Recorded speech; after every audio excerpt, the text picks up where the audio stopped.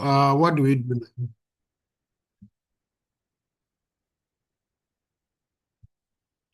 Should we wait for a while?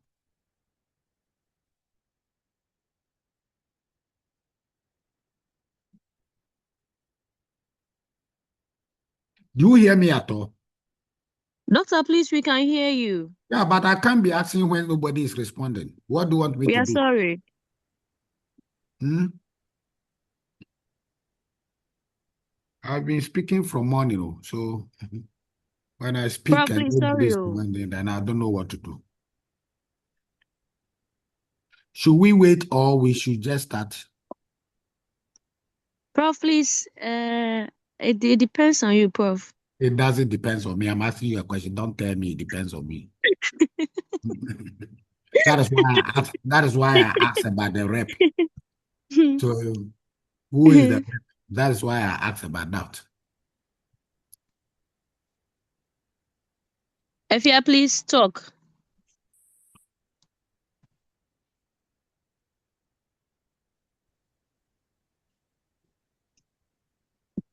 Oh, please, Prof, I let's think we can continue. Okay, you say you are 20 and you are 1, 2, so you are 13 now. You are left with 7. It's 2, 14 now. Maybe let's give the rest 2 minutes if they can join. Prof, please, one of us cannot join due to an emergency. So Wisdom. let's give ourselves 2 minutes, then we can start. Okay, Prof.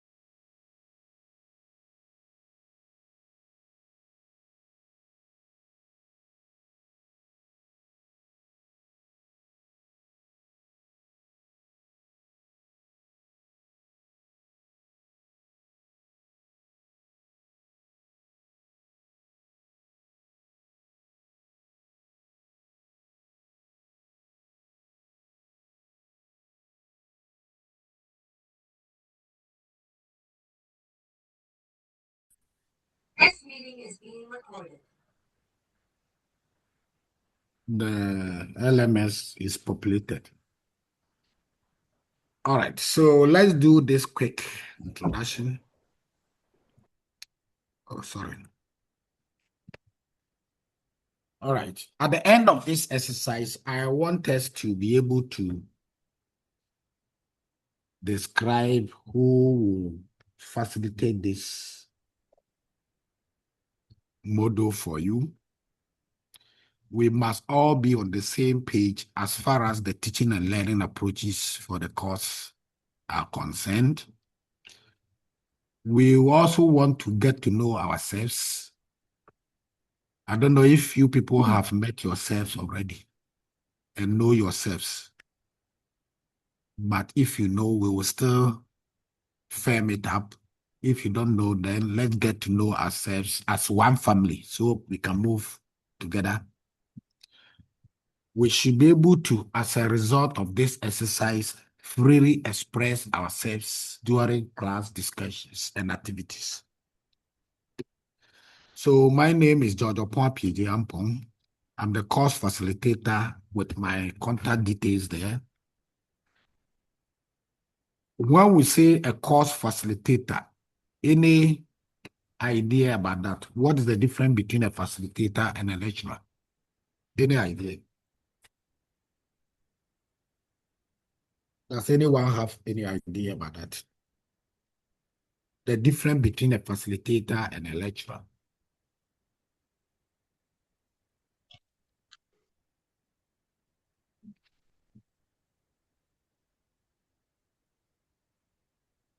Yes.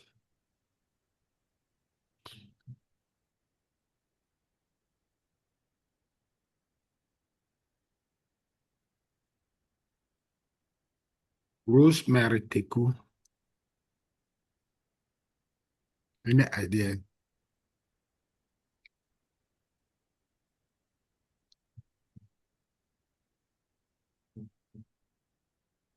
Robert. Any idea? So for my understanding, using like normal English understanding, I would say a facilitator is someone who would guide you according, like in the journey of the course. But then for the lecturer, is the one that takes the lead in the course program. So the lecturer is the one going to show you what to do. But then for the facilitator, you are supposed to do it, but then he'll guide you along the line to ensure you have an understanding of whatever you are doing. Okay. Any other one more? Any other contribution on that?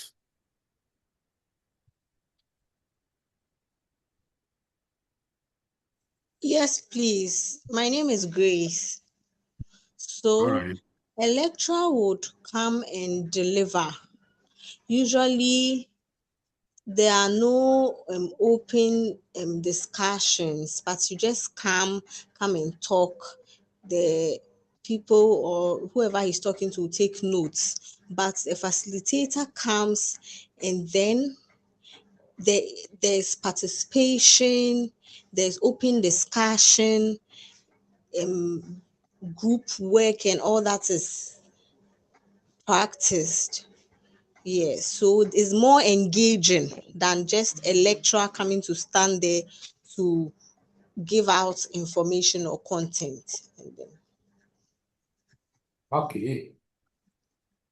So as you have rightly pointed out, one key thing that runs through is that a facilitator guides, supports, assists. So if I say I'm your course facilitator, it means I'm going to guide you, I'm going to support you, I'm going to assist you. It follows then that you are responsible for your learning and I'm there to support you. So you must be at the forefront of your learning whilst you seek my support and guidance to learn. So that is the role that I'm going to play. So I'm colleague in learning. So you consider me as such, as your colleague who will go side by side with you, supporting, assisting, and guiding you. Feel free to participate in whatever discussion we are having in class. Respect the view of others. Freely express yourselves. Freely ask questions. Don't feel any inhibited. Don't hesitate to ask questions because we are here to learn together. We share ideas together. We will try to attend to individual special learning needs. People have some special learning needs. What we get to know, we will try as much as possible to attend to that individual's special learning needs. We will support our learning and counsel anyone who may need it. We will use mixed teaching and learning methods to meet individual learning needs.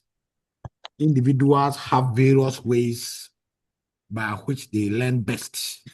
So we will mix the approaches so that individuals can all benefit from the learning and teaching approaches. Now, let's do this short ice-breaking exercise. Each of you should tell us your good or bad experience in life. One, you may have many, but just choose one good or bad experience that you have had in your life and share with us. Very brief, don't go more than 2 minutes. It can be in school, work, church, home, community, or it may even be, you may be part of those who visited the moon. So you want to share experience from there with us.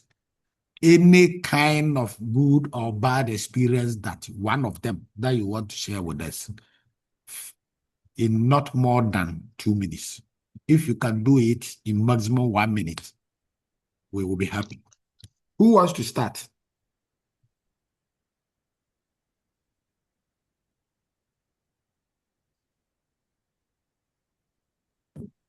Hello, Doc. Yes, ma'am. So I'm Patricia. I would start with the experiences. Go ahead. Okay, sir. So along my work field, I did something that constituted to misconduct or shying away from the ethics of the job. And so therefore, I was sent for what they call a refresher course, where you'd have to feed yourself, fend for yourself, go through the training and everything again. And sincerely, I didn't enjoy that experience, but then I learned a lot from it. So that is one experience that I usually don't talk about. It was one hell of an experience for me. Thank you. Next, who wants to take the next?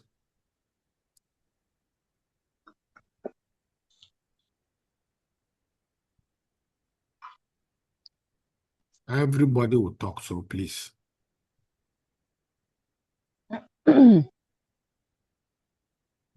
Yes.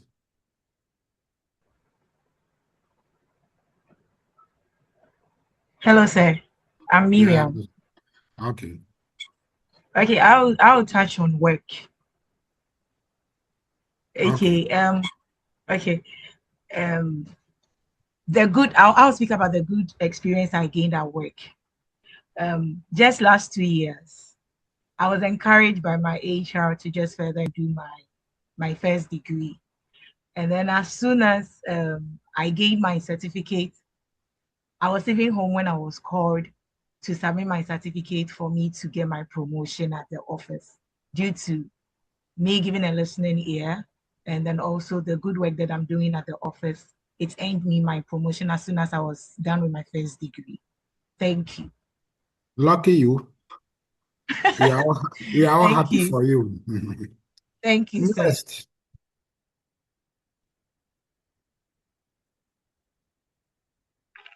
Next.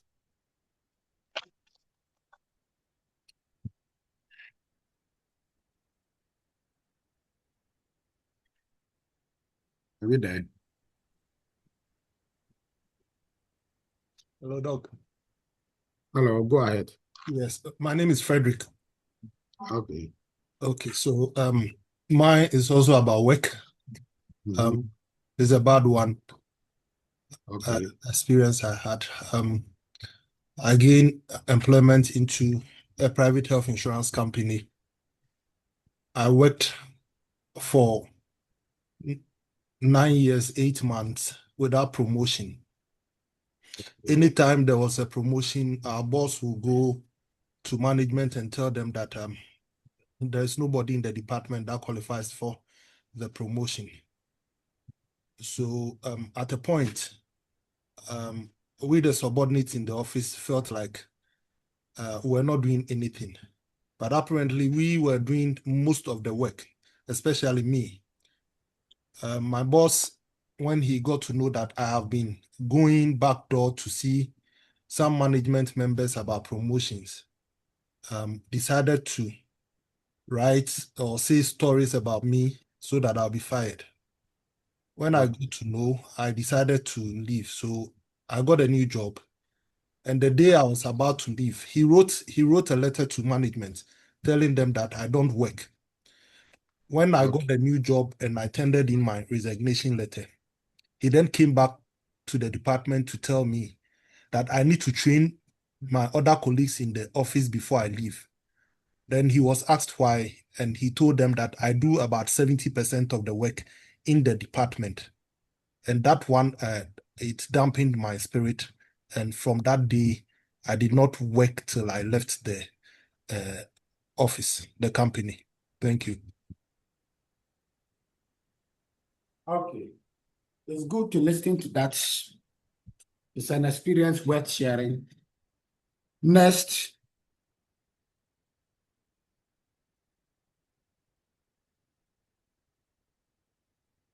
Who wants to continue from there? Hello. Go ahead. Prof, this is Esther. Okay, so Esther Siang. Mine is a personal one. So how do I group it? More or less like an obstetric case. Before I could have my last born, I experienced about 5 miscarriages, and it's not a good experience for me, which I don't wish on any woman who wants to have a child. So that's all I want to say. But fortunately for me, I had my baby on my set track. That is the important thing. It's an experience worth sharing. Next.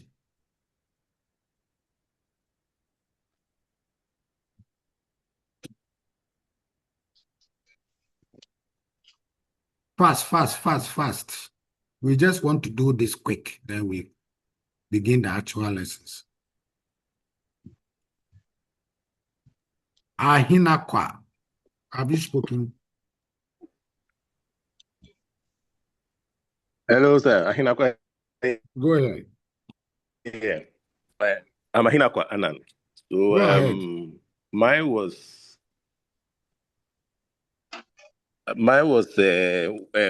when I was several years ago.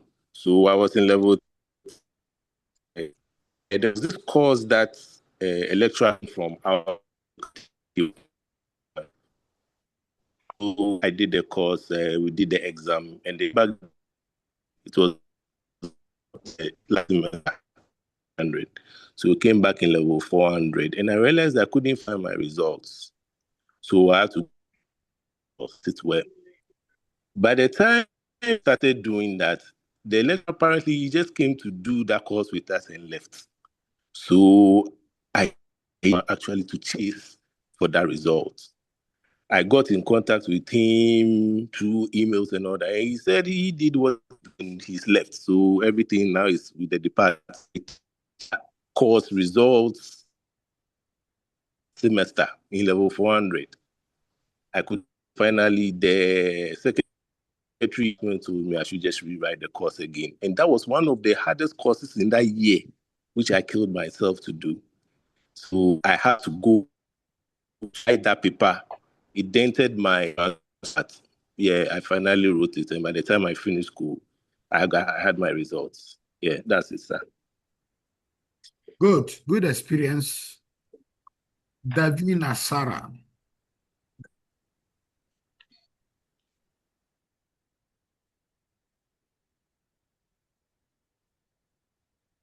Share with us. Ayuba.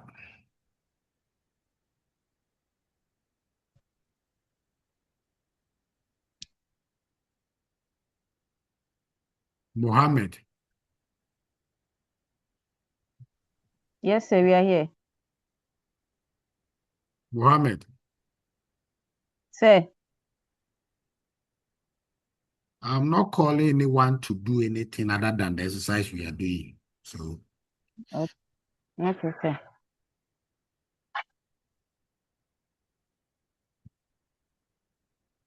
Alice, Hello, Pro. Okay. Okay. Mine has to be a personal life experience at the workplace. So Not again. I got a job, and then the only position that could fit me was to be a hostel caretaker and then a cleaner at the same time.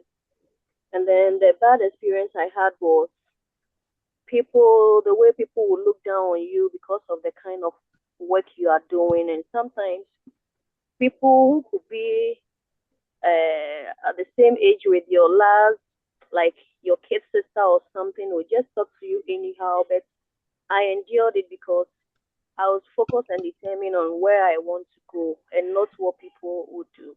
There were so many instances that I felt like dropping out or resigning, but I kept on moving because I wanted to reach where or the targets I've set for myself in life.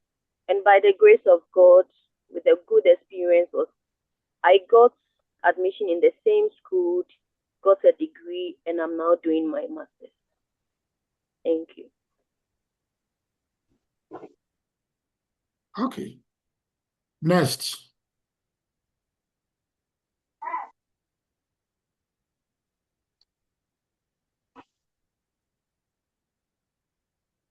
Frederick Asiama. Dog, I've spoken already, Prof. Okay. Jessica. Good afternoon, girl. My experience will be learning from different departments aside what you already know. It helps you build up on your weakness. It helps a lot. That's what I've learned so far. Thank you. Don't get you. I didn't get you.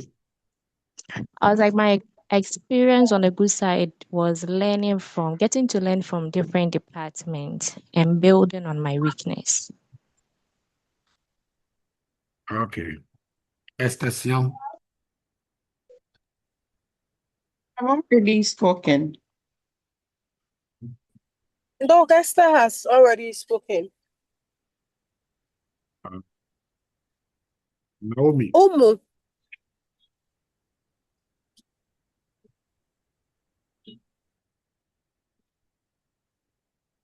Nana Abedu.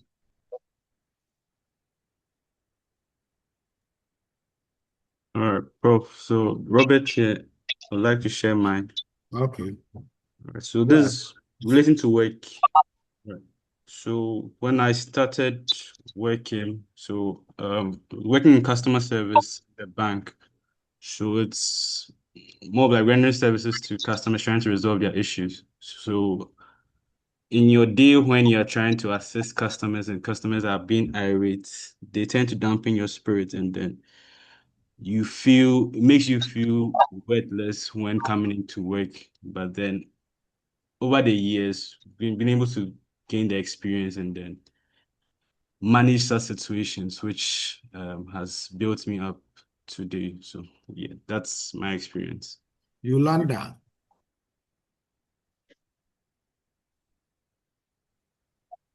Hello, Doc. This is Nana Anamwa baby. Say what? This is Abedu Nana Anamwa. Okay, go ahead. Yeah. So with my experience, some years back when I started working, I used to work in a bank, and I remember amongst all my peers, those who were newly taken workers, I was the best among them. But at the time, we were contract workers, so I used to do very well with my work. And then along the line, treatment came up to the permanent staff. And then most of those I was working with had their relatives among the board members and top hierarchy. So eventually, after the interview, although I knew I was better than them, and I heard I did better than them, eventually they were recruited and I was still a contract staff. It was bad for me. I didn't have anywhere to go, so I had to stay on and continue with my work. And then eventually, 2 years down the line, I didn't even have to go for any interview.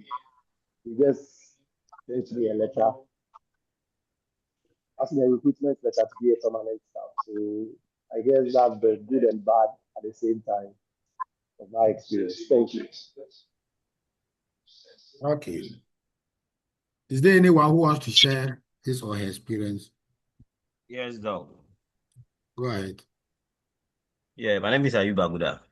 Okay. Mine has to do with work where I was serving as a coordinator for enrollment when a new boss was brought to the department. And when he came, we don't know the notion he came with, but he decided to reshuffle and appoint new coordinator in the sense that he wants to do anything different. The deputy coordinator then told him that no, based on the experience the old hands are having, you don't just reshuffle them or change, especially the enrollment coordinator, just like that. Whatever the case may be, you only have to study within 6 months, then you can implement your changes or new strategies. But he wouldn't listen. He couldn't listen, and he effected the changes. Then I was taken off from the coordinator's position. Then along the line, he realized he was failing. Then one day he called me and said that, oh, I have to come and train him, the boss, the head of department, and train the new coordinator. And I said, well, all that I have learned, I have paid my own money to acquire all this knowledge. So whatever he wants to do, he should write. He should write to me so that we'll document it. So that whichever cost it will come with, they will pay before I will do the in-service. I will give the in-service training to he himself and the new coordinator. Then he summoned me before his deputy and 2 other HODs. And when we met on the issue, I tabled mine and they talk about it. Then finally he realized that wouldn't help him. Because he's the boss, no one was able to tell him what he was doing then was wrong. Then I stay aside and let him do whatever he came to do. Then finally he failed. Though I would have gotten some promotion from there, but because of what he did, I couldn't get that promotion, which I wasn't happy about it. He failed, and within 2 years, he was transferred from that department. So this is a work experience that I have also seen, though bitter one, but it's worth it. All right. Any other? Hello, Doc. Go ahead. Good afternoon. Go ahead. Mine is also concerning work issues that are still on the job. I've been denied promotion whilst it was glaring that I deserve it. The qualification, experience, or whatever, due to personal interest. That's, I would say, manager subordinate issues. But because I couldn't give up, so I was denied. And that was the bad experience I have. And I don't really talk about it. Still keeping it to myself. But I have the hope that so far as transfer issues, pension issues will arise, people will leave and others will rise. So I'm still pushing. Thank you. Thank you too. Any other experience? Yes, please. Yes, now, yeah. I have to do with a bad experience in life. And so losing my mother at a very tender age was one of the most painful and difficult experiences I have ever faced. Such a young age, It was hard to fully understand alone, but it deeply affected me emotionally and changed my life in many ways.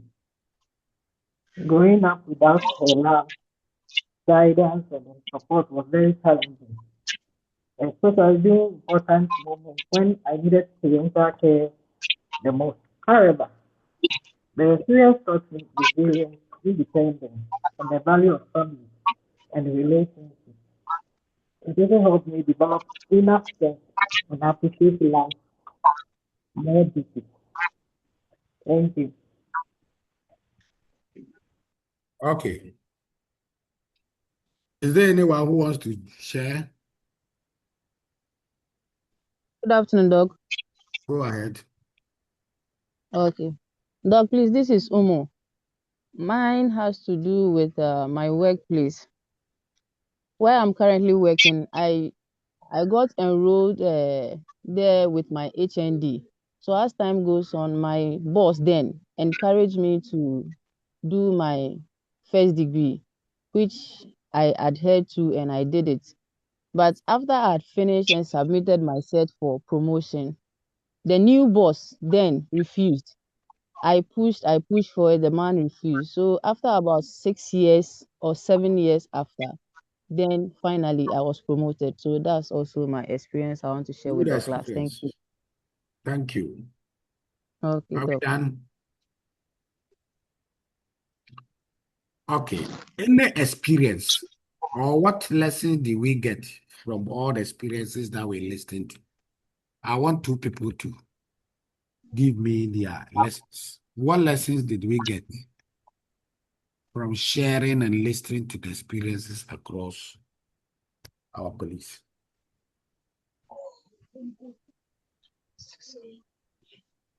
Anything at all that you have learned from it?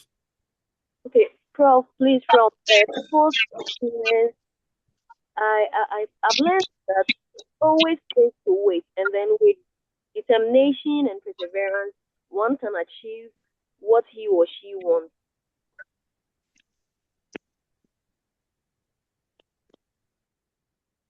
Okay. Any other? Doc, I've also learned that people have issues that they are dealing with, or there are things that people are battling with because of certain things that they've gone through in the past. So we should be more kinder and nicer to people that we meet in our daily lives. When you were asked to share one good or bad experience in your life, how easy was it? How difficult was it in terms of which experience to share? How easy or how difficult was it? Doc, I would say for me it was difficult. It was very difficult because it's not something that I usually want to talk about. Because in line, everybody at the workplace, when you are working, you hope to be sharing good news like promotions and other stuff, but not where you have to face issues where you are sent to, like it was more like you being punished. It's not something that you usually would want to talk about unless the situation demands that you want to share and maybe people take something from it too. Any other lesson from anyone? Doc, please, Prof, please, I'll say it was difficult because there are some people they don't want to ever record their past because it brings sad memories, and also letting people know what they've gone through. It's not something that will be easy to let people know. Mhm. Okay. Any one more lesson?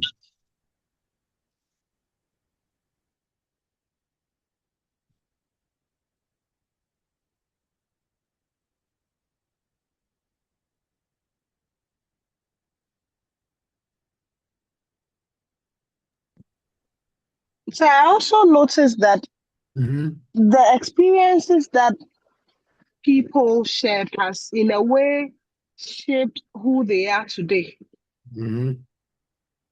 It has Okay. either improved or but it has shaped the way they do things and where they've gotten to today. Okay. So, All right. So as managers, we may be faced with so much situations and formations, but what to prioritize by when, at where, to who is very critical in our working life.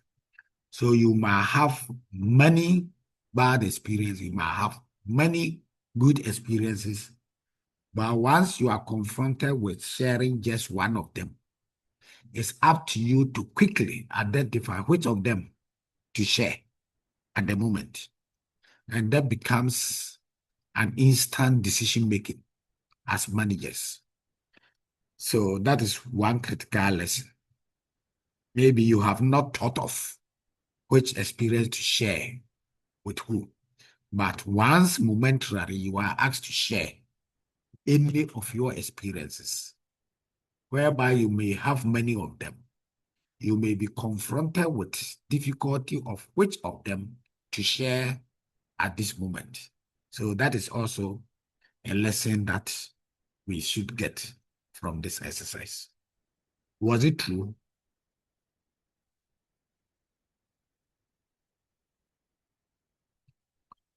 Okay.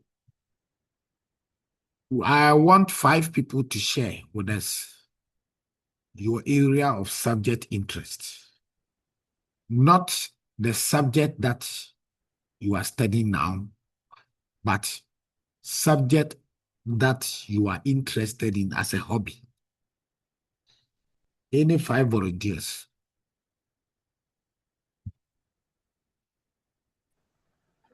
Yes, sir. Go ahead. Sir, please, I'm Miriam. Okay, I will go in for management. Why? Because with management, you are not stuck to one particular area of content. With management, it cuts across. You touch a bit of all the various units within an organization. So before probably you may be out of this course, you would have known what finance does, what HR, human resource does, what economics, what business administration, what operations. So it's like the entire organization, you learning about the entire organization. So that's what the reason why I will opt for business management. Thank you. Okay, next. We want 5. Okay, Any other? Prof, I'll go for HRM. Okay. HRM because it deals more with human, personal relationship. Okay. So I'll choose that because I want to get more idea, because from day-to-day activities we interact with people, we go hand in hand with people in work, church, everywhere we meet with people. So it will help me or give me a very broad knowledge about how to relate with people, know what will make people happy, especially at work, what will make them happy, what will help them promote growth in work if I want to establish business or if I want to work with people, and also get to know some experience like being it barrier or attitude now, so that I can deal with any kind of attitude or behavior that I may face. So I will also go for HRM. Thank you. Okay. Next. Doc, please, I would go for HRM. Okay. And that is because I used to have the perception that HRM focuses solely on humans, like the human resource population of every organization. But then I came to realize that HR introduces you to business administration. It gives you a bit of management, finance, economics, even procurement and supply chain.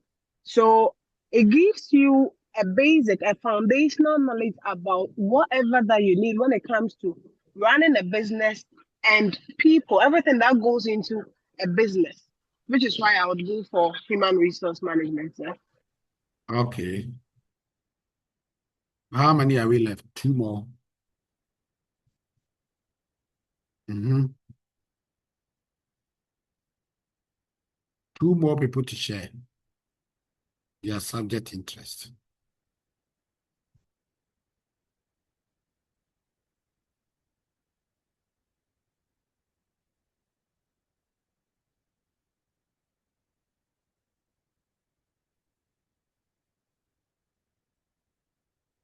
What are the men?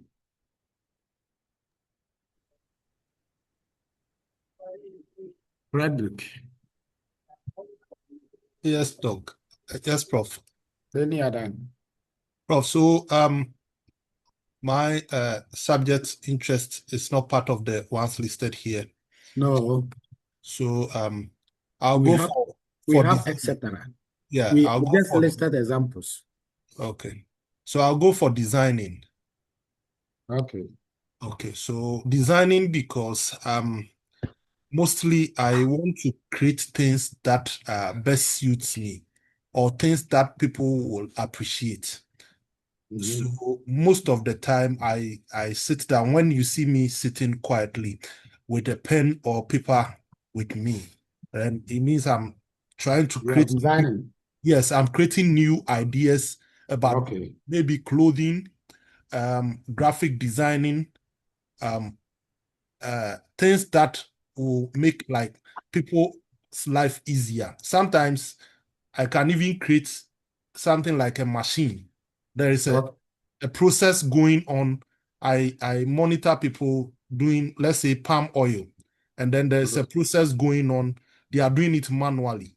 But while I sit and watch them, I'm able to design or do some sketches that will maybe create a mechanism that will make their life more easier. So that is why I'll go in for designing, sir. Okay. Very good. Why do you think it is useful to know people's subject of interest in a class? Any idea? How relevant is it?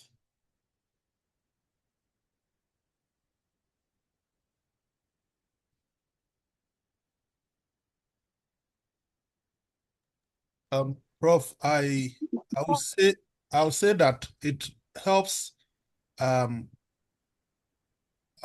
students or those of us in the class to be able to network very well.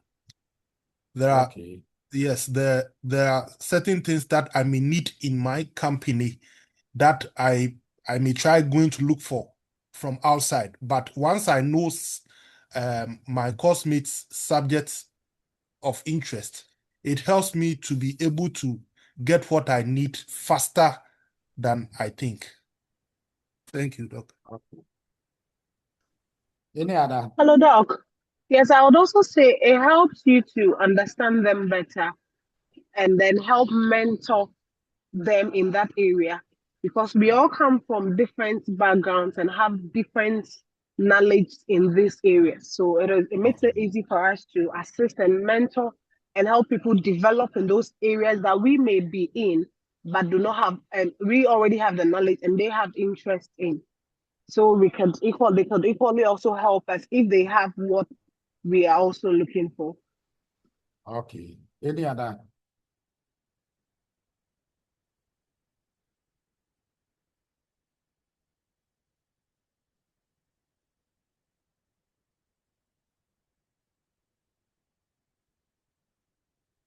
One more point. Why it is relevant to know people's area of interest.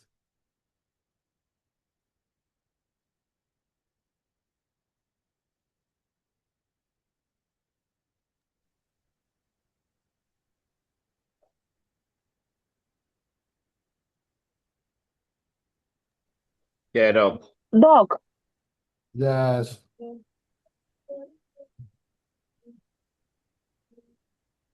Go ahead, please. Yes, knowing someone's subject interest, it helps one to understand the person's brain, whether the person is already prepared for what is ahead of the person. It also helps to reveal the intrinsic motivation behind the subject or whatever the person wants to do. It also helps you, either the lecturer or the teacher, to know the RPK, the previous relevant knowledge about what the person is coming to study. By so doing, it will help you as an instructor to know how to guide that person well. Okay. Yeah, someone wanted to also come. Hello, sir. Yes. Sir, please, I just wanted to find out with this question you asked, is it related to probably like maybe academics or maybe work? I'm asking this because I would have probably also added to it that maybe if you know someone's area of subject of interest, it's work-wise, it enables the person or like an institution to know the best applicant that fits a particular role. That's why I'm asking this if it is based on academic. Which question did Coming, I ask you? please, you asked that. Why is it that we have to know someone's area of subject interest? So I was looking at it from maybe when the person has acquired the skills or the knowledge or the set and is now ready to use. That's why I was asking this, so that then I will say that it also helps you to best fit probably a role or something. That's what I wanted to know. When I asked that question, I said that not necessarily subject that you are studying, but subject are interested as a hobby. That is what I said. Okay. Thank you. Okay. So now what do you make out of it? Tell us. Why do you think it is relevant in a class for the first time to get to know people's diverse subject interest? Not subject that people are studying, not subject that people are being training, but subject that they just enjoy. Why is it relevant?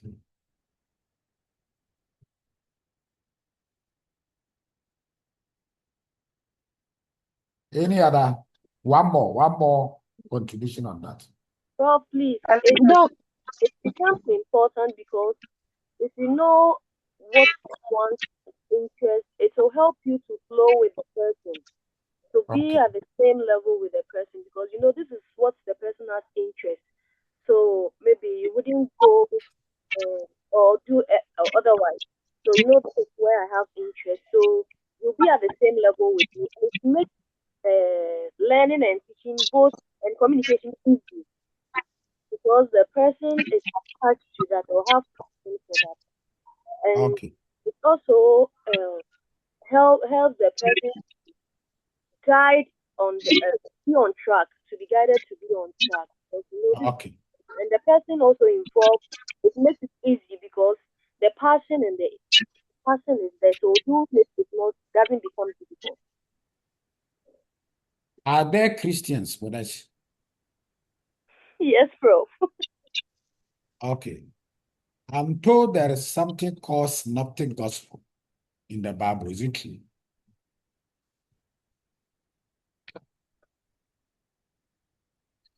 Or you are no more a Christian because of this question? Doc, please, did you say synoptic gospel? Yes, please. Oh, okay. So this is Grace. I remember I learned that in C Christian Religious Studies in SS, CRS. Wherever you learnt it, is there anything like that in the Bible? There's nothing written like that in the Bible, but What is academic? synoptic gospel? So the synoptic gospels are Matthew, Mark, Luke. Yes, John is not part. Why are they called synoptic gospel? They are called that because when you look at the narrations, they have similar narrations, and then they are also different narrations. Doc, because they share like similar things, their They have. structure and wording among things, there's like most of the things they are related. The things, the message they all carry Do you are recall? interconnected or they are similar. Do you recall the stories that they all share? Or that one you don't recall? Prof, please, can you repeat the question? Okay, the important thing that you mentioned is that they have similarities and some differences. Why do you think they have some differences if they all wrote about the same stories? Okay, Doc, please, this is Grace. So, for example, they wrote based on their personalities. Number, I remember Mark. Mark was sometimes harsh and rude in some comments, Okay, but Matthew was calmer. okay. Yes, so I remember one of the scriptures. Mark said to Jesus, "Don't you care that we are perishing Okay. in the storm?" Like it was kind of rude, but there's a calmer way Matthew wrote it. So they How, wrote it based how on, did how did Matthew write it? unless I open the scripture because I don't really remember, No but I problem. remember Mark's own Go that ahead. You just go ahead. he said, "Don't you care that we are perishing?" And And so somebody like, Matthew wrote that, Master, Master, we are perishing. okay, I don't really remember unless I I'm if telling you, so go ahead, okay, please. all right. So another someone like Luke, he was a physician. So in one of the in his narration, he would narrate and add the, let's say, the he can explain the illness more. But Mark and Matthew just brush the surface of it because they're not physicians to really understand. So when Jesus, if you read their accounts where Jesus heals people, Luke will explain maybe the real health situation, but Mark and Matthew will just brush. Jesus just healed. That is it. They just give that. Um, So, given this explanation that you have given, if you use that as an analogy okay. to explain why it was relevant to know people's subject of interest, how will you explain that point? Doc, please, I don't understand the question. Given the explanation you have given about the synoptic gospels, Okay. how will you use that explanation to explain why we needed to know people's subject of interest? The whole class. Any idea? Oh.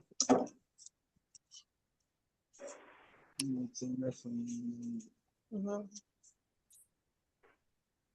So from the example you give, people understands, people explains, people narrates from their background. So you rightly said that because Luke has a physician background, he narrated his stories from medical perspective. Because Mark was a tax collector, he was just like gentle writing from, that forthrightness. Because Matthew was what? No, Matthew was the tax collector, sorry. Because Mark was a scribe, a teacher, that is why he was more like a head teacher. Because Mark was a tax collector, he needed to lobby people to pay their tithes. So that is how come he was that, gentle man. So this is how differences in accounts explains. So in a class like this, as one family, when people are sharing contributions, they are likely to share or make their contributions from their perspectives, from their subject of interest. And that is why in the beginning, we were asked to tolerate and accept people's views. So even though we are doing green HRM, when people are making contributions and giving examples, they are likely to give examples from their subject or area of interest. And we might not be surprised why people are coming from different angles. That might explain by the fact that people have differing area of interest, which might inform the contributions and examples that they might want to cite. That is the case. And that is how come there's the need to know that people have different area of interest. And for that matter, we are likely to receive different perspectives, contributions during discussions. Is that okay? Is the class there or they have left me? Yes, please. Doc, we are here. We are here. Prof, you are here. Any preferred learning approach? 3 people should share with us. Do you have a preferred learning approach? Not necessarily what I have listed there. I just cited examples. That is why I have extra there. But is there any preferred ways of learning? 3 people volunteers.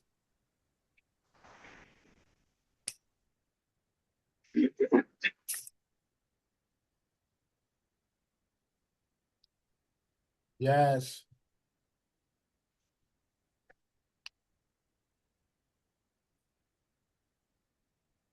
Yolanda.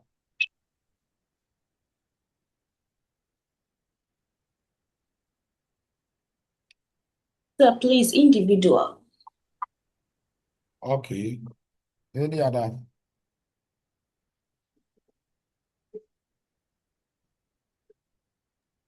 Hello, Doc. This is Rosemary. I prefer groupings. That's teamwork. Okay. Thank you. Last one. Yeah, Prof. I also go for group work or group discussions. Okay. It helps us to Why learn do from each other. yes. But personally, group work would be very good, but from experience from the past, I prefer individuals. Okay. Why do you think it's relevant to know people's preferred learning approach?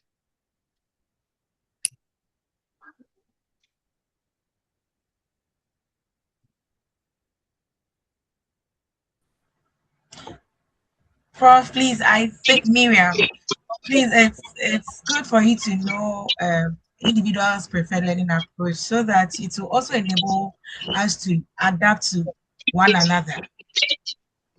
Okay. Any other?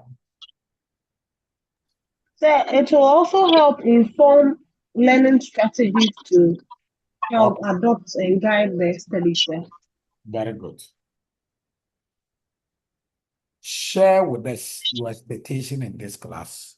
Fast. What do you expect in this particular month?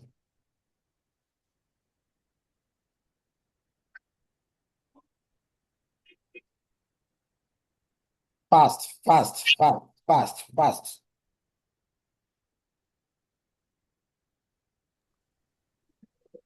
Doc, Go since ahead. I'm coming across like this particular model for the first time, my expectation is that at the end of the course, I'll be able to appreciate and learn something new and add to what I already know, sir. Next.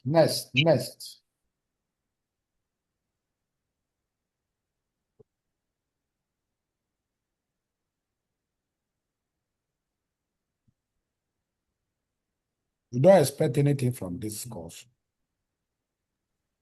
I expect to have good decision making and build upon my team so it helps with my business. Nana Bedu, your expectation. Yes, Doc. So personally, I know very little about green HRM. So my expectation for this course is to absorb as much knowledge as I can about it because I'm seeing it around a lot. So I really want to know what it's about. Thank you. Next.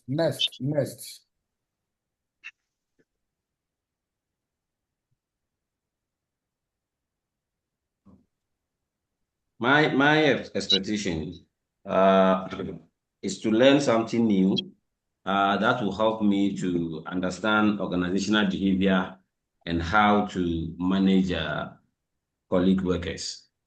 Thank you. Next.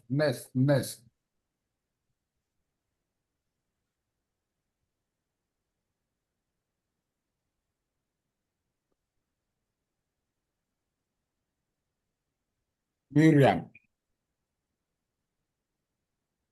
Yes, sir.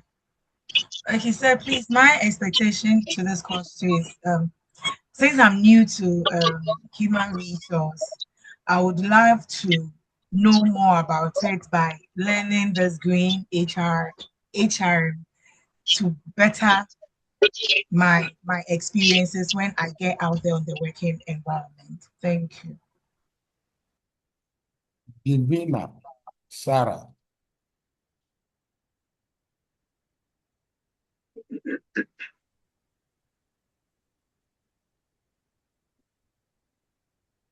Doc Robert Hello, here. sir. Okay, Robert. Right. So my expectation of this course is to gain practical knowledge because it's a new course I'm being introduced to, and then make it have an impact in my line of work or in my career in future. Okay. Anna, go ahead. So my what I'm expecting from this course is to get a practical. I mean, the point of learning is to actually apply. So to get the practical knowledge and be it well in real life situations. Yeah. Thank you, sir. Collins Otu.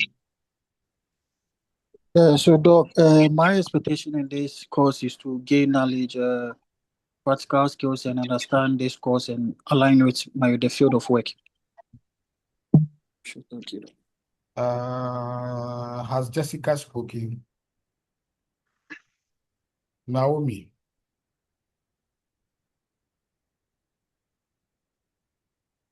Mohammed. Hello, Doc. This is Rosemary. Okay.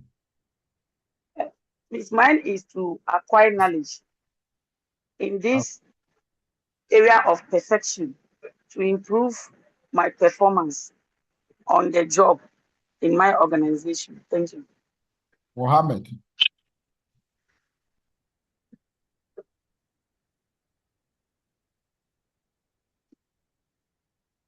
Yolanda.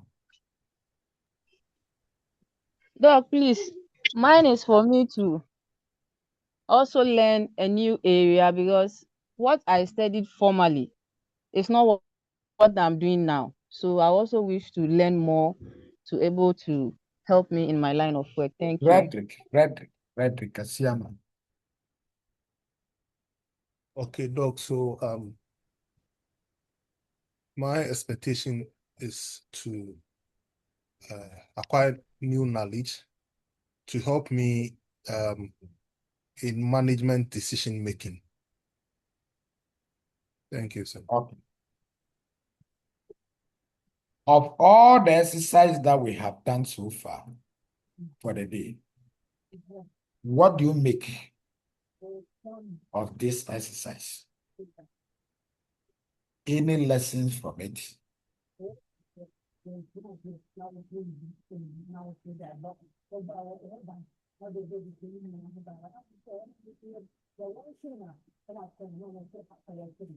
Yes.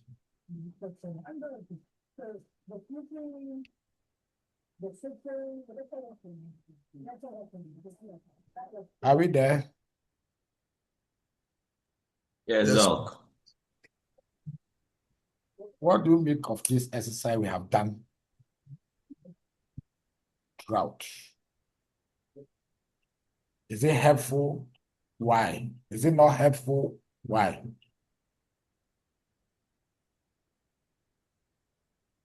Prof, please, to me, I think it's helpful because, one, it has made me know that we all have experience in our lifetime, being it good or bad.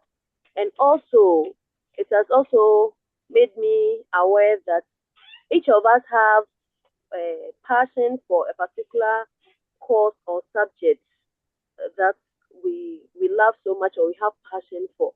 And then it has also helped me to know that we have different people from different backgrounds, and then we react towards our background based on our background, where we are coming from, using the three uh, people in the Bible, that the Synoptic Gospel, as an example.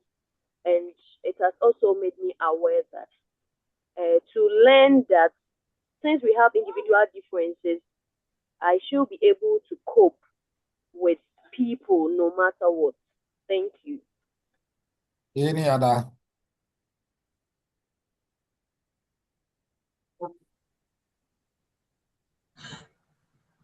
Yes, sir. Yes. Okay, so sir, personally, I also think that with this exercise that was taken, I've come to know that we are all different individuals with different backgrounds and perspectives. So we have to all come together, work as a team, understand each other, and rally together. And at the end of the day, we are all going to achieve a common goal.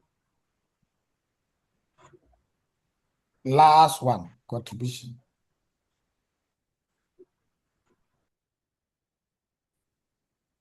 Yeah, Prof. Yes.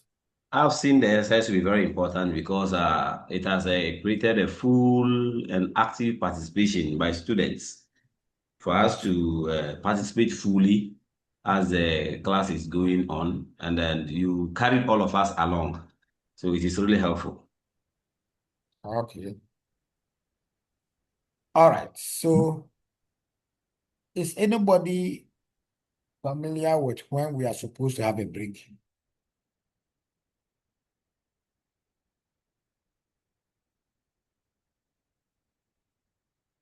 You don't have a timetable. Sir, please, 4 o'clock. I think it's 4 o'clock, Prof. Oh, okay. We'll break at 4 o'clock. Okay.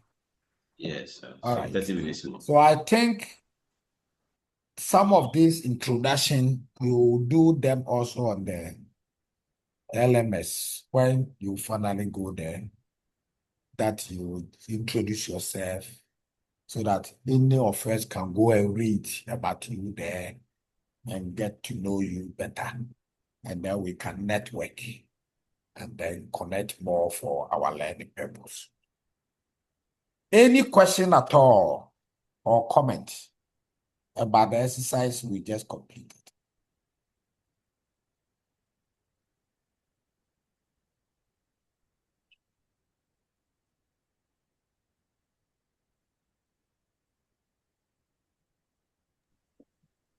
Doc, I would say that it has increased our interest and our curiosity on towards having this class with you.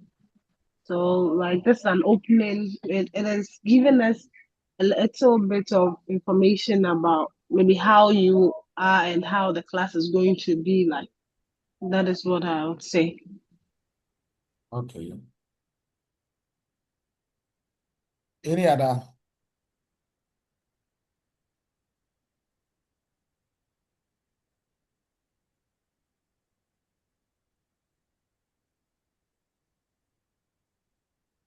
Any question or comment?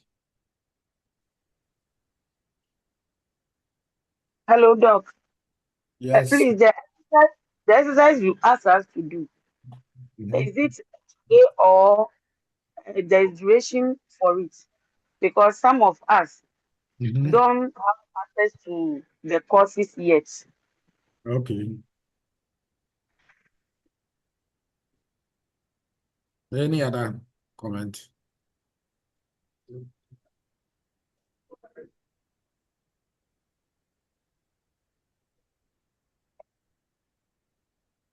All right.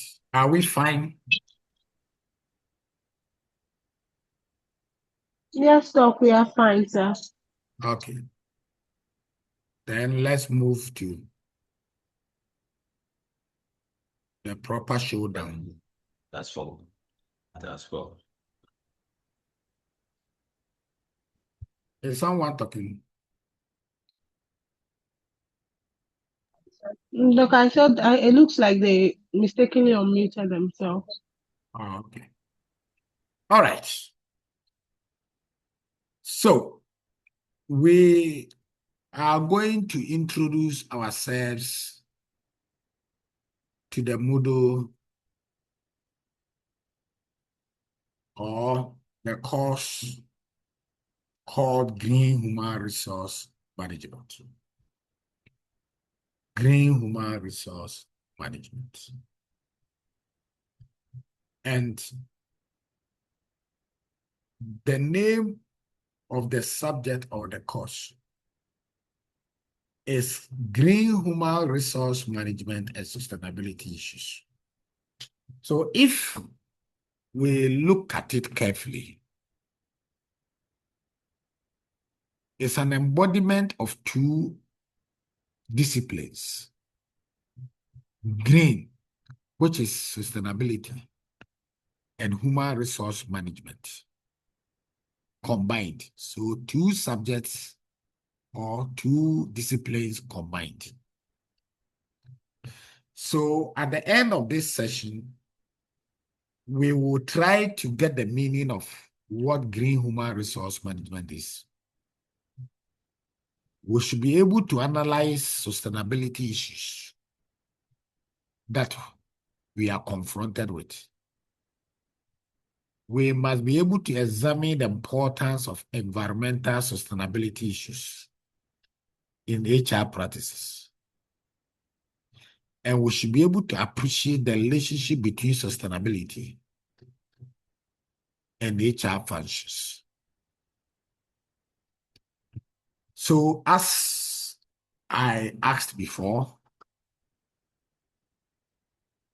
green human resource management is a combination of green and human resource management.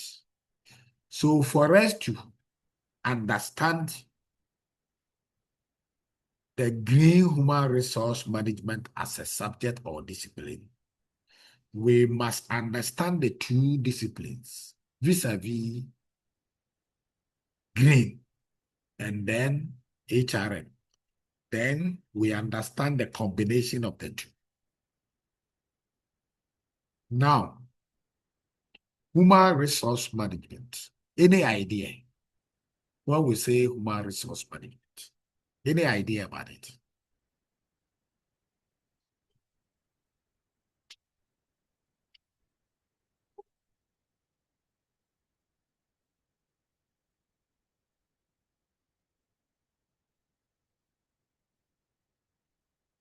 Yes.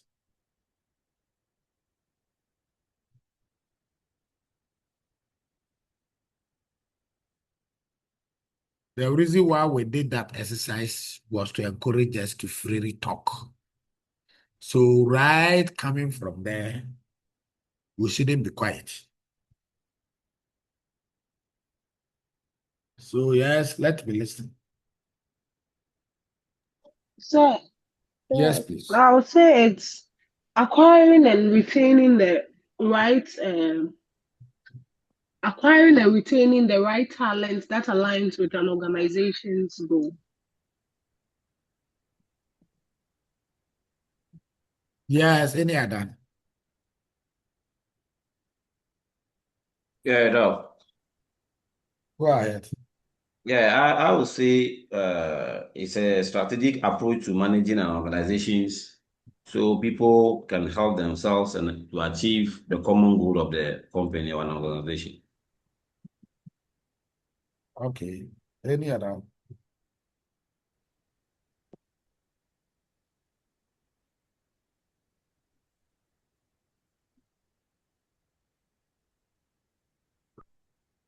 Okay, Prof. Yeah. Yes. Okay, so I would say is the strategic approach to effectively manage an organization's employees. That's the human capital to maximize performance and achieve business goals. Thank you. Okay. Yes. Sir, please, Miriam. Okay. Please, I also say it's a strategic or coherent approach that helps HR to manage people in a way that will enhance the individual and the organizational performance. All right. Thank you. So, as you rightly shared, human resource management has to do with the process of getting the right people into the organization and how to integrate them or onboard them after they have been selected, and how to develop them and make use of them to achieve the goals of the organization. And not only getting them into the organization, and developing and making use of them, but also how to retain them. So human resource management does not end of getting people into the organization. But when you get people into the organization, you must onboard them, you must induct them. After you have inducted them, you don't just leave them, you develop them for them to grow on the job, to be able to be very productive and dynamic as to wherever the organization finds itself in. And not only making use of them, but also making sure that they are retained. So HR have to do with making sure that its human force or workforce are retained and not turning over frequently. So all the things that must be done to attract the right people into the organization, all the things that have to do to select the right people in the organization, all the things that must be done to make sure that those who have been selected are inducted on the job, all the things that must be done to make sure that those who have been onboarded in the company are being used appropriately, and all the things that must be done to ensure that those workforce in the organization are well developed and grown to deliver what they are expected to deliver. And all the things that must be done to make sure that employees stay in the organization are what we call human resource management.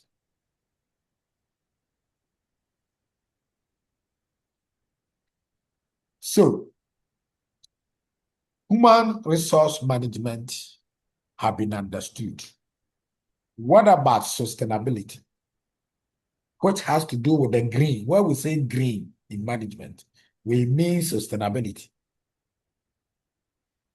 So, in effect, when we say green human resource management, we are talking about sustainable human resource management or human resource management and sustainability issues.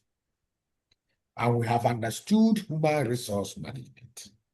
What about sustainability? Any idea when we say sustainability?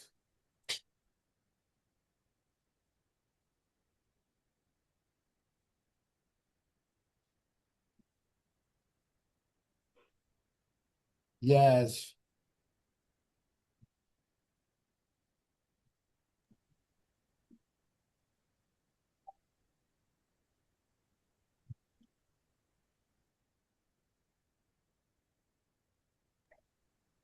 Doc, Go with ahead. sustainability, I would say it's about surviving, ensuring that they are able to survive or continue to stay in business. Okay. Any other? Yeah, bro. Yes, sir. I will also say that it's a long-term organizational resilience. We talked about the organizational balancing the economy together with the social and environmental goals that organizational uses to grow. Okay. Any other?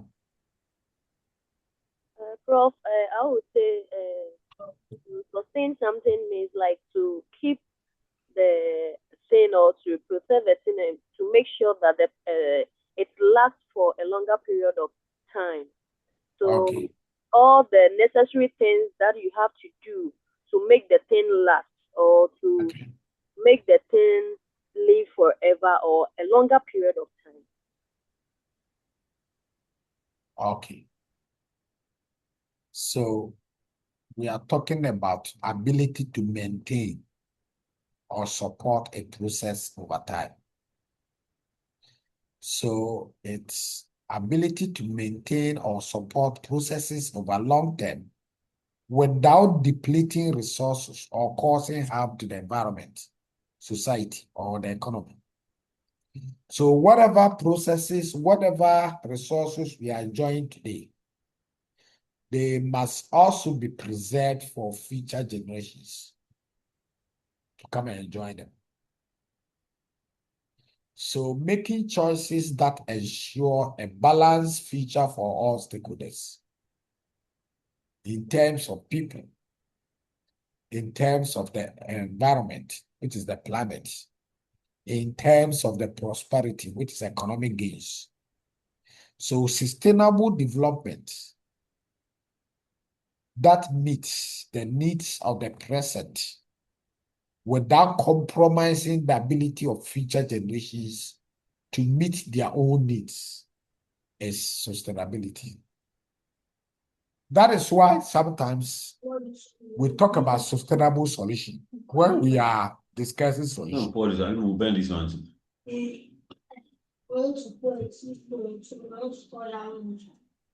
When we are Are you discussing, please mute yourself? when we are discussing solutions, we can say that one solution is not sustainable, meaning that the solution does not last longer. It can be working momentarily, or in the short term, the solution can work all right, but it is not solution that can last in the long term. And so we can say it is an unsustainable solution. Then we can say that let's find a sustainable solution, meaning let's find a lasting solution. Solution that when we find can last in the long term. So sustainability has to do with maintaining or supporting a process over a longer period. And it has to do with maintaining whatever that we are enjoying today and also making sure that it can be there for future use. So that is all about sustainability. So there are three concepts when we talk about sustainability. It is anchored on three main concepts: economic, environmental, and social sustainability. So we have economic sustainability, environmental sustainability, and social sustainability. So environmental sustainability has to do with all the actions and activities that have to protect the planet so that we can live and live on this planet for our common good. The economic sustainability has to do with prosperity. How do we exploit the resources available to us for our common good? Social sustainability has to do with how, as a people, how do we ensure our sustenance, our welfare, and our well-being? So when we talk about sustainability, we are talking about economic prosperity, economic gains. Yes, we need to do activities that can enhance economic growth, profitability, whilst at the same time protecting the environment from negative impacts. This planet must exist all the time for us to live in it. And whilst at the same time maintaining the welfare and well-being of people. So 3 core concepts of sustainability: profitability, then the planet, and then the well-being of people. So many businesses and governments have committed to sustainable goals. When the UN, which is made up of governments and other business corporates and individual activists, came together, they became committed to sustainable goals, including reducing environmental impacts, whilst at the same time conserving resources. So we must be able to minimize the negative impact on our environment, whilst at the same time the resources that are available to us, human, material, and financial resources, must be conserved for both present and future use. Therefore, sustainable goals that are pursued by many businesses and governments include environmental activities and resource preservation. We try to minimize our impact, negative impact on the environment, whilst at the same time we try to preserve resources without depleting them. So we have understood human resource management. We have understood sustainability, which is green. Now we combine the two to make green human resource management. So having understood what HRM is, and having understood what sustainability, which is green, is, any idea when we say green human resource management? Yes, any idea about that?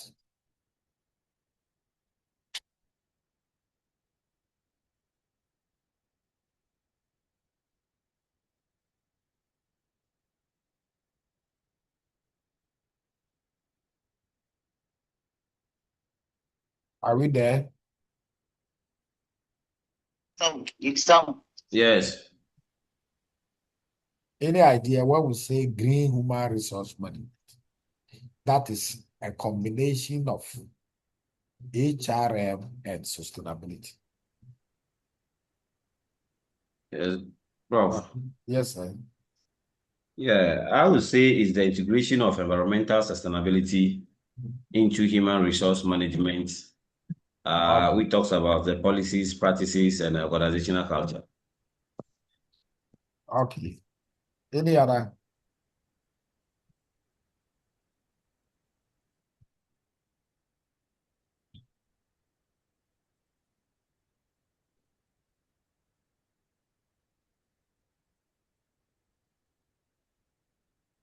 Any other idea about green human resource management?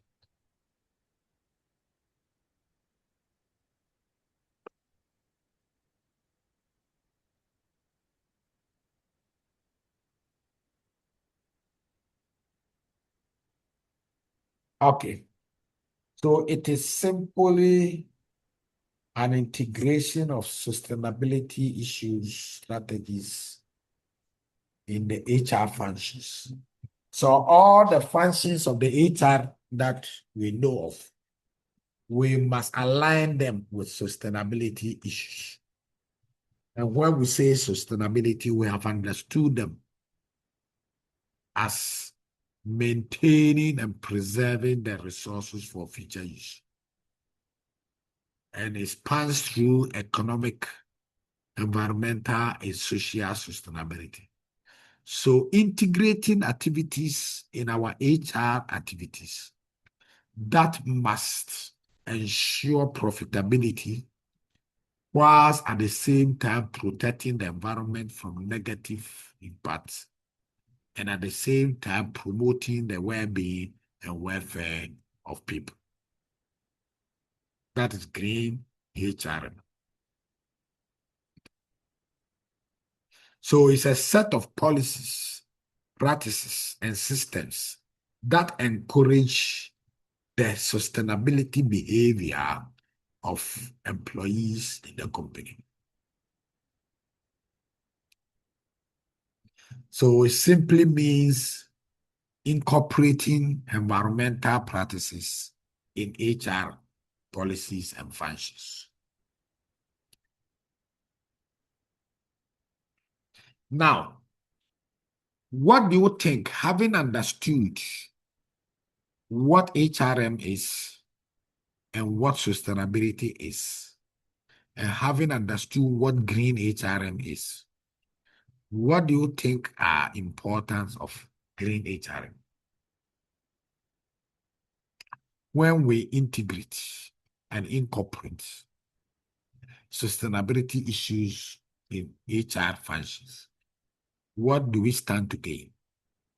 Any ideas?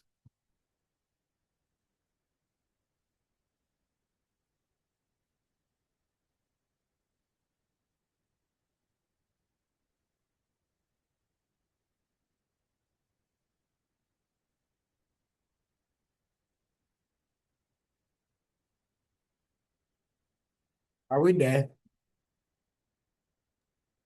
Sir, please, in doing okay, so the importance is that we engage in corporate social responsibilities by giving back to the society.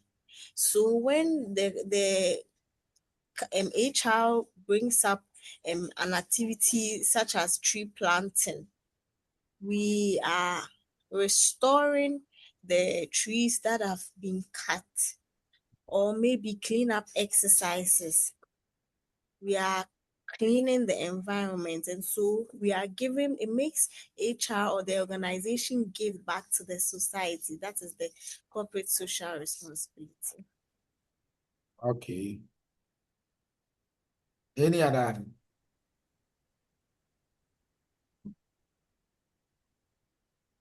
Please, I think another importance of green HRM is it improves company reputation. Hello? Hello, Doc. Hello, Doc. Go ahead. I said another importance of green HRM is it improves company reputation.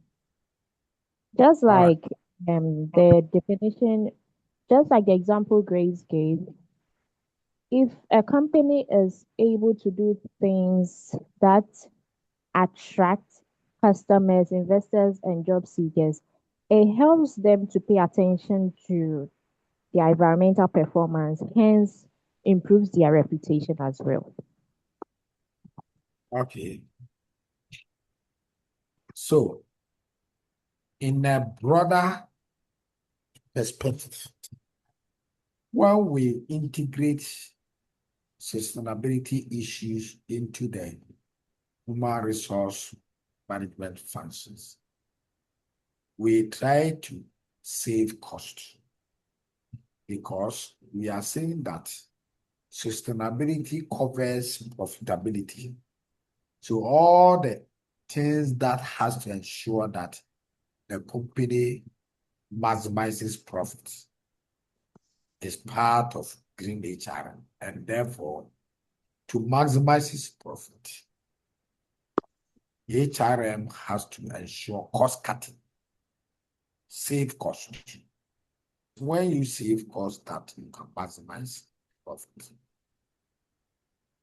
It also makes companies more attractive because people might want to associate with the company because they know that the company ensures profitability, protect the environment, and promote the welfare and well-being of people.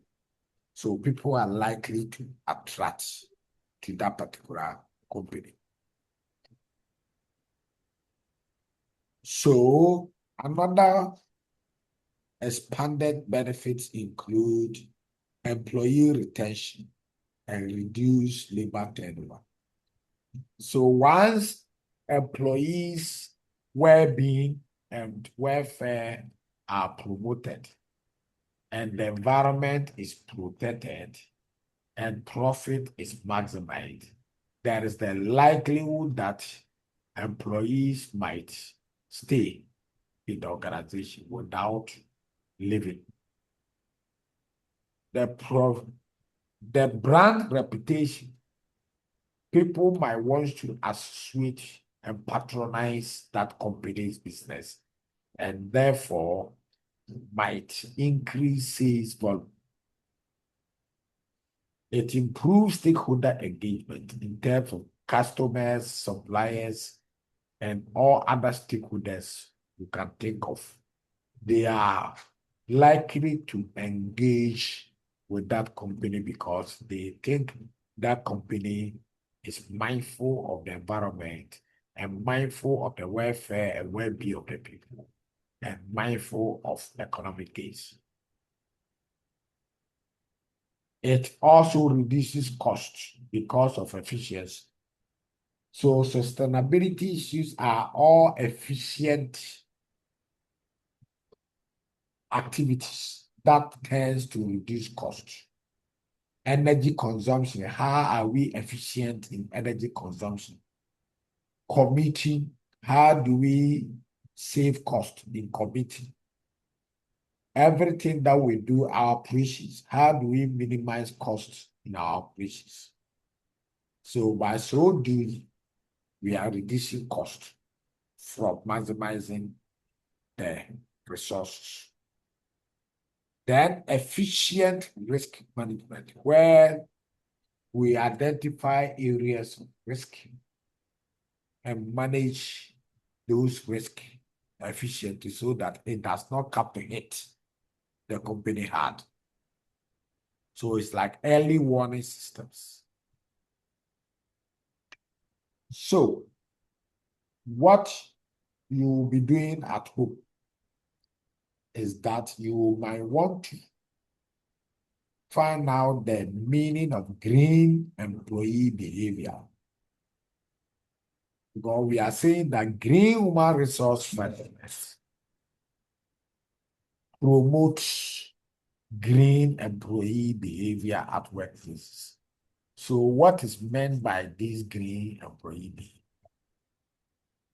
In what ways can those employee green behavior be exhibited? What do we have to see to be sure and convince ourselves that yes, employees are behaving in a green manner?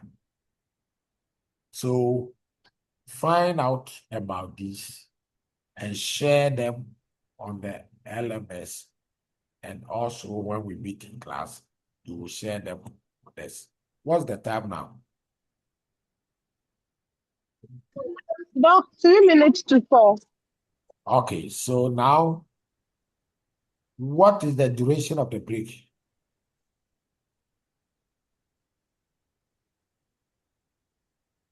30 minutes, sir. 30 minutes. Okay. So we are returning on 4:30. Is that all right? Yes, Doc. All right. Okay. So see you at 4:30. Doc, we could not Yes. equally continue and rather closely. I don't know if other people would agree with me, though. Okay, let's agree. I'm at your set. Yes. Yes. Yes, please. Yes, please. Should we continue? Yes, Yes, please. Yes. Yes, Doc. Okay. All right. So let's look at the need. We have understood what green HRM is. So why the need for green HRM at all? Is the screen being shared? Do you see the screen? yes, Prof. Yes, Okay. Doc. So we need to know the factors that create the need for green human resource management. And we must be able to articulate the global sustainable development goals whilst examining the cases of companies that practice green HRM. And Actually, in and our I would not want to, but we look at trouble head. Trouble head, no. and in our HR functions, we should be able to apply the HR functions to address the global sustainability concerns. So many businesses And the and white law. Mute yourself. we've already understood that governments and businesses are committed to sustainable goals, such as reducing their environmental impacts and conserving resources. In the areas of environmental activities and resource preservation. Now, in terms of what give cost green HRM, what promotes, there are growing sustainability strategies within companies to address climate change challenges. Therefore, corporates, companies, firms, organizations, institutions play important role in the fight against climate change. Companies therefore need a top-down approach to move forward their sustainability agenda. For this top-down approach to sustainability to succeed, there must be senior management support, including HR, because the simple reason why HR matters in promoting environmental, economic, and social sustainability is that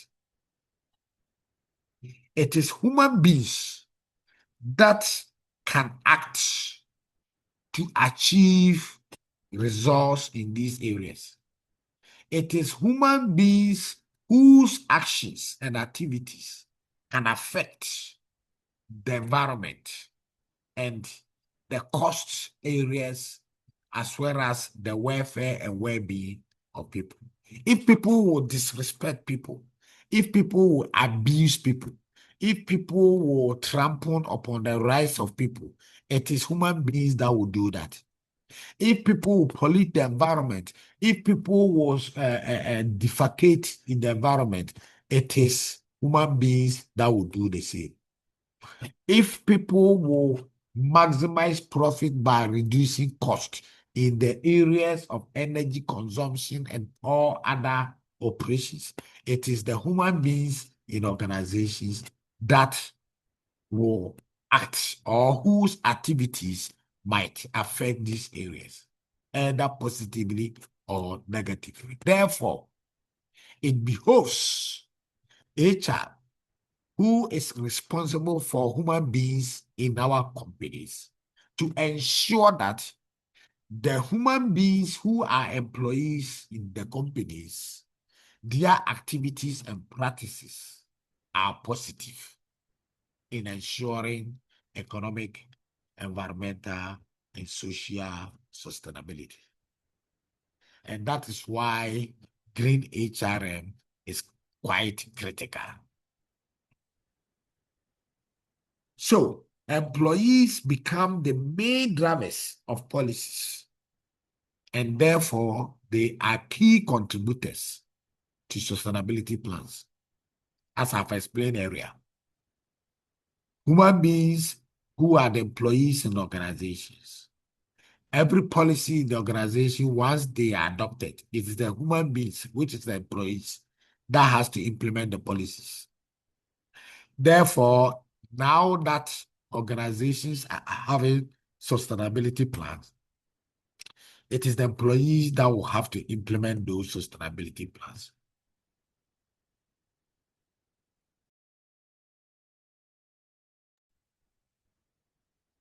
Then there is an alignment of Agenda 2030 by the UN Sustainable Goals Agenda 2030, which is illustrated as agenda of the people, by the people, and for the people. UN Agenda 2030, which was made of the people, by the people, and for the people. Employees' behavior and organizational environmental goal must achieve environmental performance. So we need to go and familiarize ourselves with UN Agenda 2030 and see how that impinges on sustainability issues. There is also what we call stakeholder pressures for socially responsible and green management approaches. In organizational antecedents, government regulations enforce compliance with sustainability issues. And government achieve that through higher taxes and permit restrictions. That is why, for instance, if you import overage cars, you are likely to pay higher tariff or import duty. Why? Because overage cars are likely to emit more carbon dioxide to pollute the environment. So for you to bring in overage cars and machines, you must be disincentivized through higher tax so that it will discourage people from bringing in overage machines in the country that may tend to pollute the environment. Government can also give tax incentives to equally machines that are going to help us develop the country, like agricultural inputs. Government can give tax incentives so that people can be encouraged to bring in more agro care tools to come and help develop our agriculture for productivity. Internal stakeholders like managers and supervisors, they have moral obligations to promote sustainability practices in organizations. And employees being consciousness on environmental management implementation also force people in organizations to go along with sustainability practices. External stakeholders like consumers, they also demand that companies that are socially responsible are the ones that they will patronize. That is why these days some companies, try to include environmental friendliness into their adverts. They do so to raise their reputation in sustainability to attract customer patronage. Because customers now, mindful of sustainability issues, will always want to patronize and associate with companies whose products and practices are environmentally friendly. Economic opportunities and competitive advantage are also drivers for green HRM, because by going green, that is, by ensuring sustainable practices in your human resource management, customers are likely to patronize your business. That might give you competitive advantage because your company might have brand. You might have branded the company as environmentally friendly company. And therefore, customers might prefer to patronize the business. That might increase marketing and sales revenue, thereby increasing economic advantage of the company. Environmentally friendly products and services with inimitable characteristics can help companies gain cost advantage through corporate social responsibility activities. It can also help companies differentiate their products to package them as quality and thereby charge premium price for their products. And all these things will enhance their sales revenue and therefore gain competitive advantage. Firm size, bigger size or large size companies with specialized units and facilities can also influence the adoption of HRM activities because they can really integrate green or sustainability plans into the HR activities of the company. Last but not the least, resource capabilities. There is a theory that the resources possessed by a company and how those resources can be used to the advantage of that company can also help that company gain competitive advantage. And therefore, companies that have resources and able to use those resources to promote sustainability practices can gain competitive advantage, thereby increasing their brand or reputation for sustainability and attracting customers' patronage, and thereby increasing their market and sales revenue for profitability. I said that we must concern ourselves with the United Nations 2030 agenda for sustainability. This UN 2030 agenda for sustainability centers around the three core concepts of sustainability vis-a-vis social, economic, and environmental sustainability. So when you go and read the UN 2030 agenda, you will see that all the goals or the agenda items surround these three concepts of sustainability. They promote the welfare and well-being of people. They promote economic gains for profitability.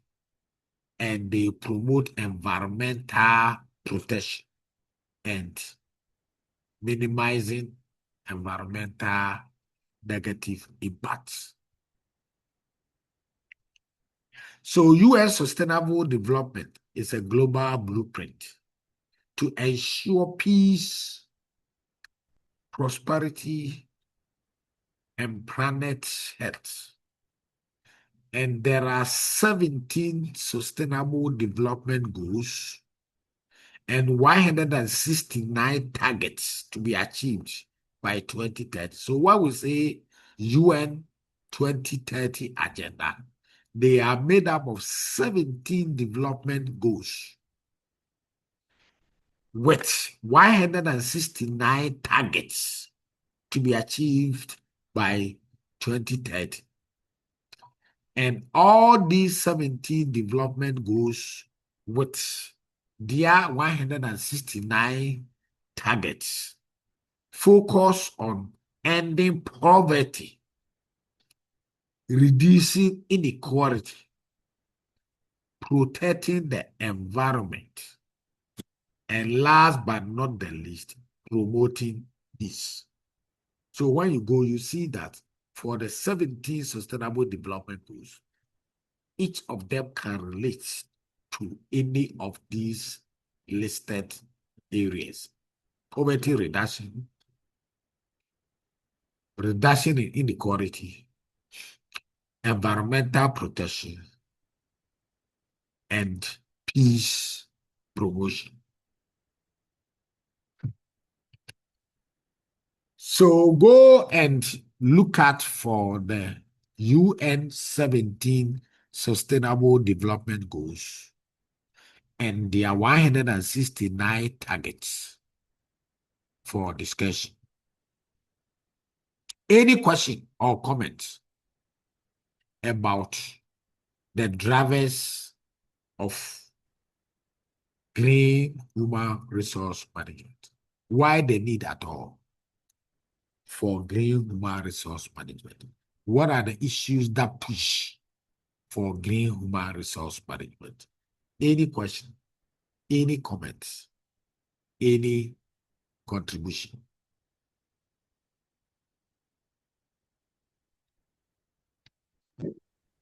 Hello, Doc. Yes, please.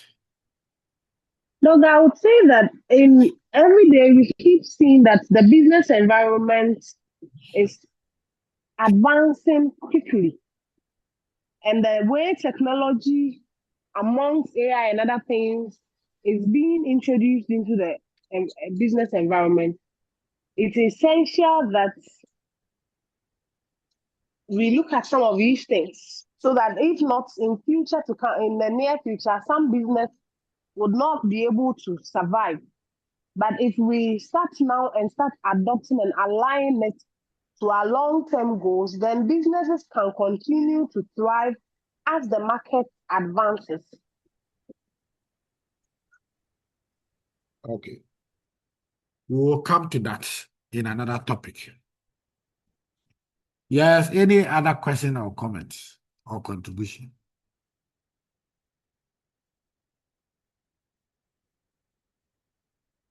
All right.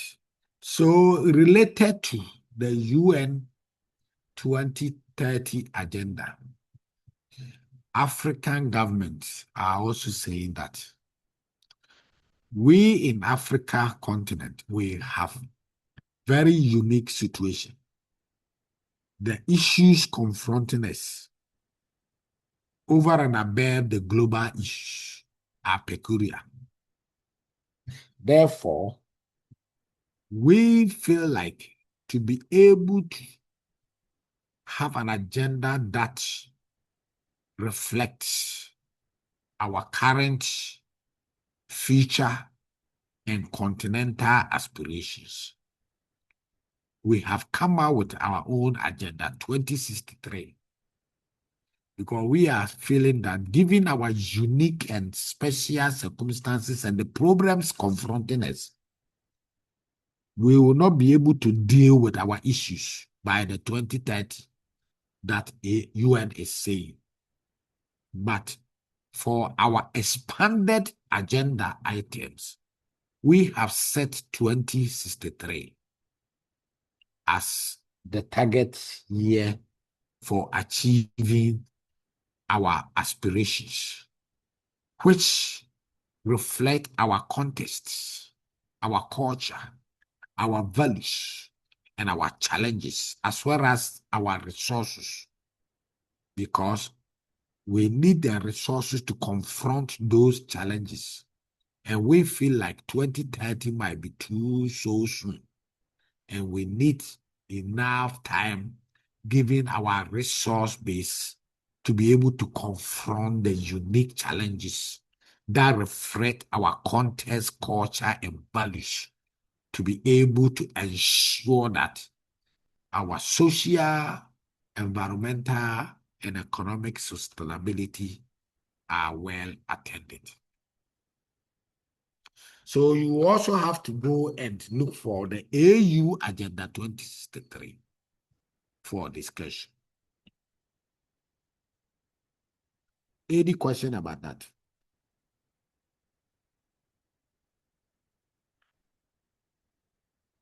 Okay. So what are the global sustainability concerns and the role of HRM? The global sustainability concerns that were adopted by the UN, companies, businesses played central role in formulating the sustainable development goals. And they were formulated as business-friendly agenda because they felt like for those sustainability agenda to be achieved, the companies and corporates must participate fully in them. Therefore, HR is becoming the key drivers of sustainability in organizations. Why is HR becoming key drivers? Because of the intensity of global focus on social and environmental sustainability. HR has to shape sustainable human resource practices within the workplace to be able to promote the social and environmental sustainability drives or issues. So HR initiatives contribute to organizational sustainability Prof, via, the screen is yes, not please. showing. Yes. Hello. Prof, please, your screen is not showing. Are you sure? Yes, please. It's showing, sir. It's Yes, showing. I saw you. Kindly check your settings. All right, thank you. It's Okay. showing here. All right. So we said that HR plays a critical role in organizational sustainability because for us to achieve environmental, social, and economic sustainable practices, it is the human beings in the organization whose actions and practices can bring bear to these areas. And HR is the unit that is responsible for the human beings in the organizations. Therefore, HR can adopt initiatives that can contribute to organizational sustainability through one, recruitment and talent management, two, employee engagement and education, three, diversity, equity, and inclusion for sustainability, four, awareness programs and sustainable practices, policy development and compliance. Last but not the least, monitoring and reporting on the progress that are being made on sustainable practices in the organizations. When we say diversity, any idea? What is diversity in companies?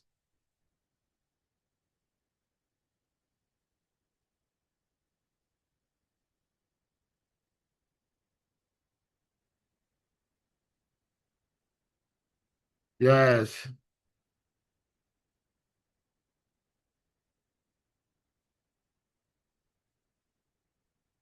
When we say diversity, what do we mean? Diversity in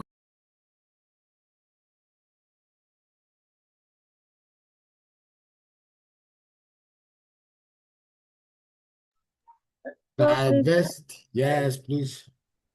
please, that is differences. So like it comes with differences when it comes to like maybe culture and then gender or the abilities, like the abilities of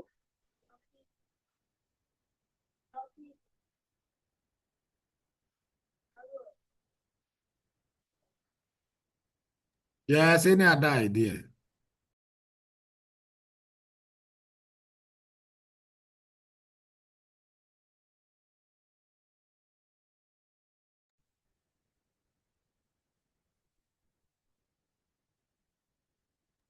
So, Prof. Yes. Yeah. So it has to do with the presence of employees with wide range of backgrounds. Okay. Yeah. What about equity?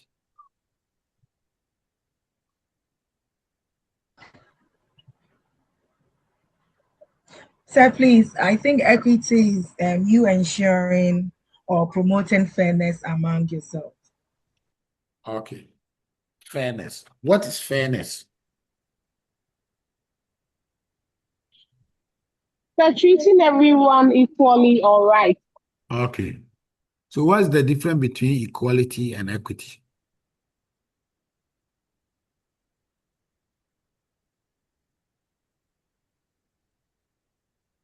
Or are they the same?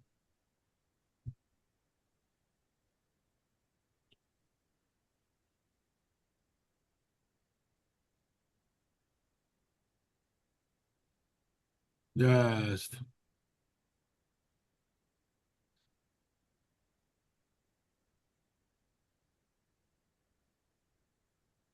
Sir, please, I think equity is you being just, but with equality, everybody is getting a fair share of the thing, like the equal share. But with equity, you're being just. Okay. So what This is it to be just?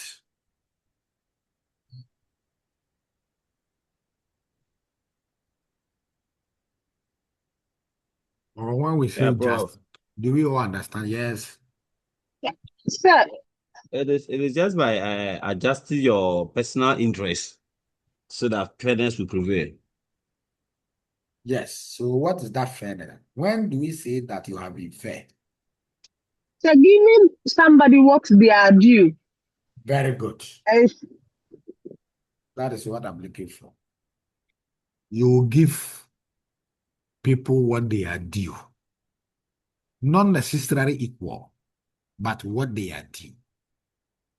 So the principle of equity is that you treat unequals unequally, as you treat equals equally. When two people are equal, you treat them equally. When two people are not equal, you don't treat them equally. That is the principle of equity. You give people what they are due. Is that fine? And that's yes, fairness, bro. proportional. What about inclusion? The principle of inclusion. What is it? So making sure you have everybody on board. Okay, Everybody participates in whatever is being done or has very a good. role to play. Very good. So those who are marginally or socially excluded, there must be conscious effort to involve and include them in processes and decision making and or other practices. Any questions about initiatives that HR can use to contribute to organizational sustainability? Any question or comment on them? No, sir. Okay. So now let's go and research about how some companies are making significant efforts towards green HRM and the general sustainability.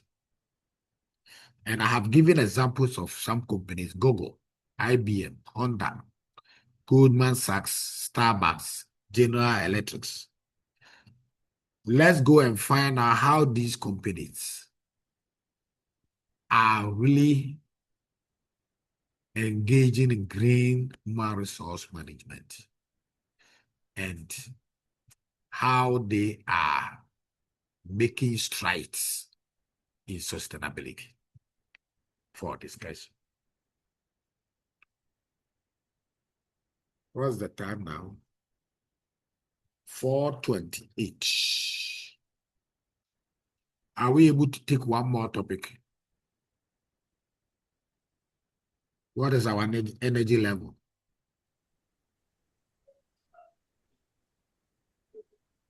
But the energy level is a bit low. Okay. If we could at least go and use the rest and start researching on the assignments that you've given. But Grace energy level is still high. But my own in my head aches. Your head is My huh? headache. But Miriam is saying that, oh, let's continue. That's what I heard her say. Yeah, Miss Patricia, said, please, I've absorbed a lot. Now what? So like Patricia said, let's go and do the assignment. But Robert is blinking the eye to me that, no, I shouldn't mind you people. There's something has fallen into Robert's eye, so he's removing. That's why it's looking like so that blinking is the dust that affected his eyes. Eh? Yes, sir. But why is it that Jessica is saying that I shouldn't mind you people? So Jessica just woke up. Oh, she dozed along the way. She slept. Eh? Hey, hey. She dozed off. She's tired, so she dozed a little. Okay. All right. So we will end here. I think we have had some fruitful discussion for the day. And I hope you got something for the day as a start. Yes. And then you will have the slides. Make sure that within the week, at least, you take some maximum of hour to still glance through the slides so that the discussions that we have, you reinforce it by just reading through the slides. And then you do the assignment that you are supposed to do as a self-study to really reinforce your learning on the topics. Any question, comments, or contribution for the day before we draw the curtains down for the day?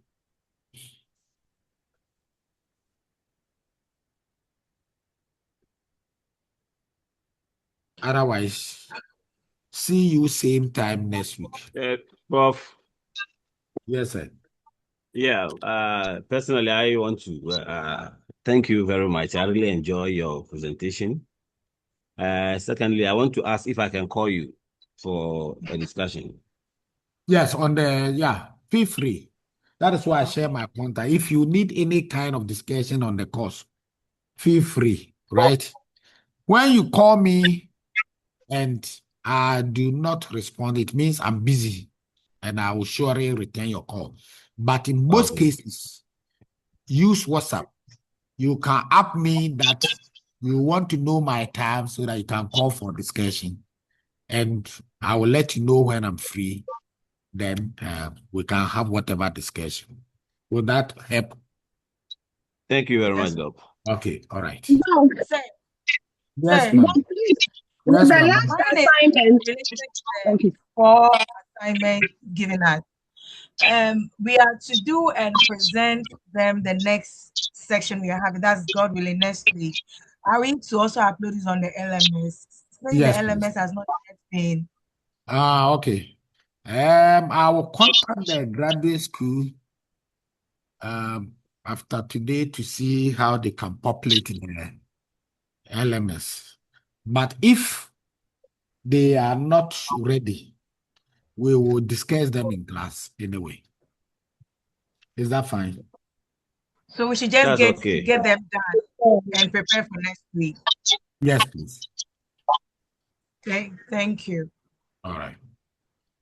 Any other question or comment? But please, with the last assignment, Uh-huh. the one with the example of companies, Yes. there was no extra. So it doesn't mean we are supposed to just work There around should the there examples should we be there Okay. should be etc. So if you find companies, especially the local ones, that are also practicing green HRM and the impact that they are making, that would be very helpful. Okay, no. All right. Any other? Okay. So enjoy the rest of your evening and have a wonderful you still have a class tomorrow, isn't it? Yes, Yes. sir. Okay. All right. So have a wonderful, restful evening so that you can prepare for your class tomorrow. See you same time next week, Saturday. Thank you, bro. So much, Bye. sir. We're grateful. Okay. So all the best. Okay, sir. Bye. Bye. Bye.